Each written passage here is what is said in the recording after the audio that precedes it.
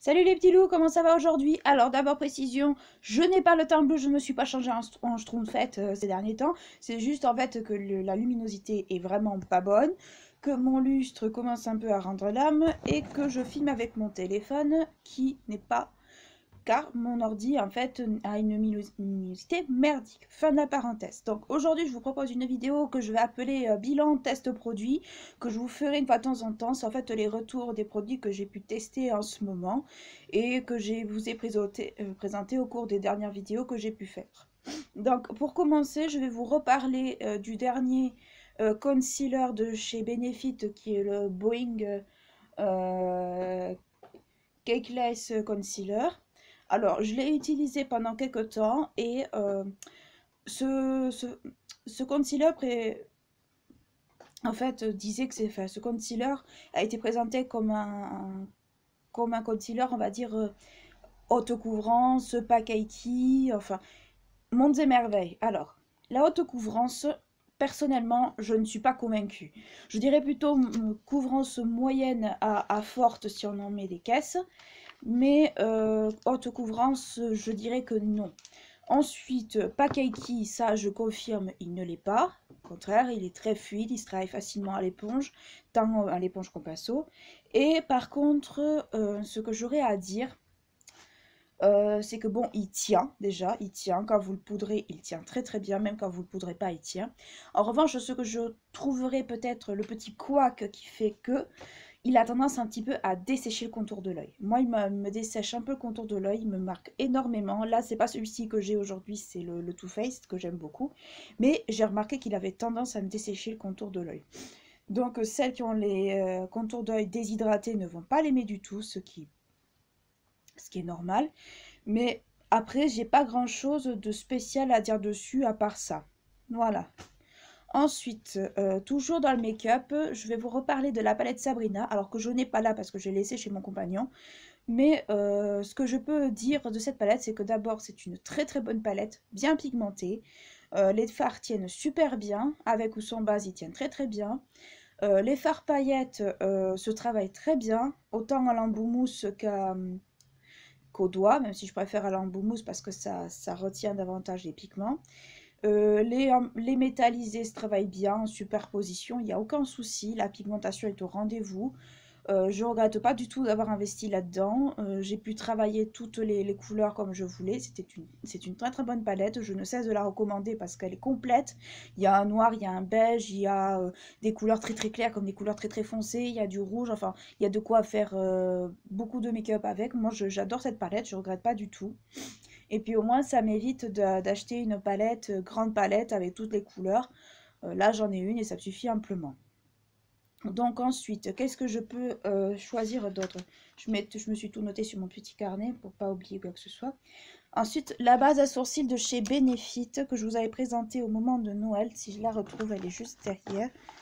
La base Benefit. Je la retrouve pas. En tout cas, c'est celle qui... Ah si, là voilà. Elle est juste ici.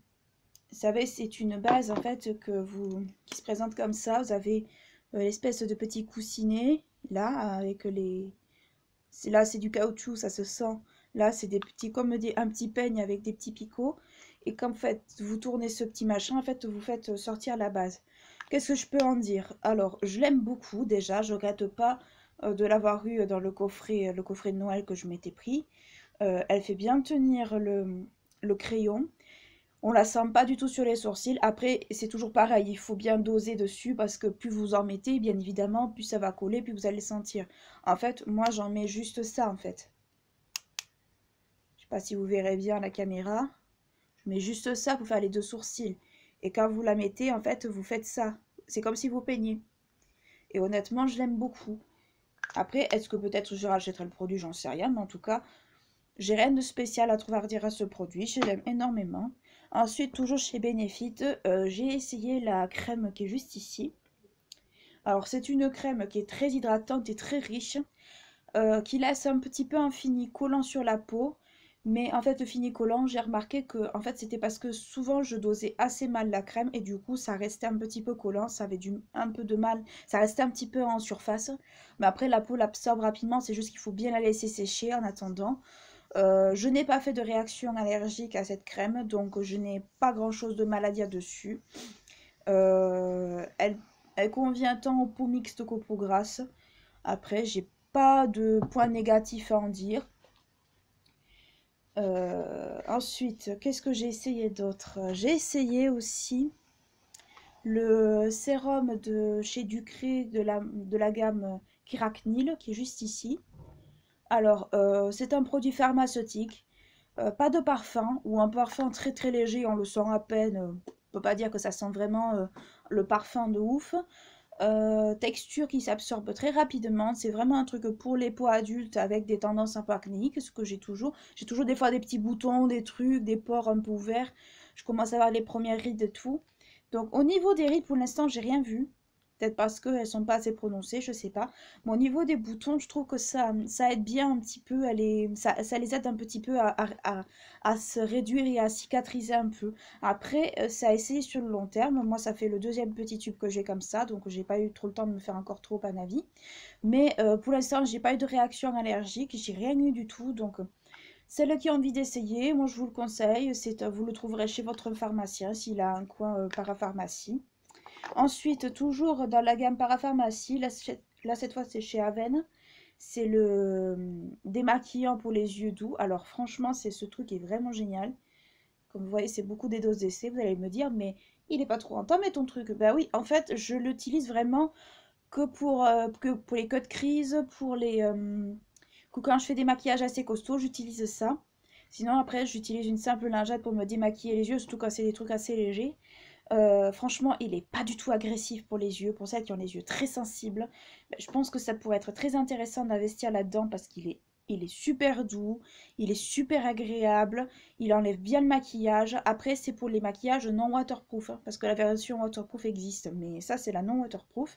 Mais honnêtement, il convient vraiment aux yeux sensibles et aux yeux un peu fragiles comme les miens. Et honnêtement, j'ai rien à redire là-dessus, hein. C'est un super bon produit. Il est pas, voilà, enfin, il est pas agressif. Il est doux. Franchement, quand on marque des maquillants doux, franchement, pour celui-là, ça va très bien. Ensuite, dernier produit que j'ai essayé. Vous voyez bien, il y a beaucoup d'échantillons, mais parce qu'on m'a filé beaucoup d'échantillons ces derniers temps pour tester. Là, je reviens chez Ducré. C'est la gamme Kerac-Nil aussi, mais cette fois-ci, c'est le gel moussant. Alors bon, un gel moussant, on va dire, c'est pas non plus l'invention du siècle.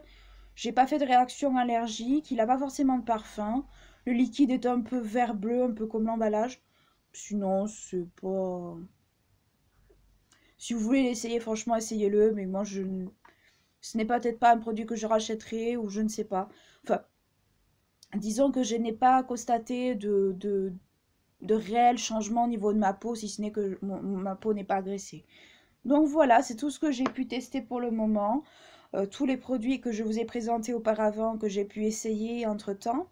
Il y en a que j'ai pas encore fini de tester parce qu'il me faut vraiment un moment pour me faire un avis. Et après, je pense que certains produits que je vous ai présentés reviendront dans d'autres vidéos parce que ça me laissera peut-être le temps d'avoir plus de recul. Mais là, pour l'instant, j'ai rien de spécial à redire dessus. Donc voilà, bah écoutez, c'est tout ce que j'avais à dire sur ces produits. N'hésitez pas à liker la vidéo si elle vous a plu, à vous abonner à ma chaîne si ce n'est pas encore fait. N'oubliez pas d'activer la petite cloche, vous savez, pour les notifications. D'ici là, je vous dis à très bientôt et ciao tout le monde!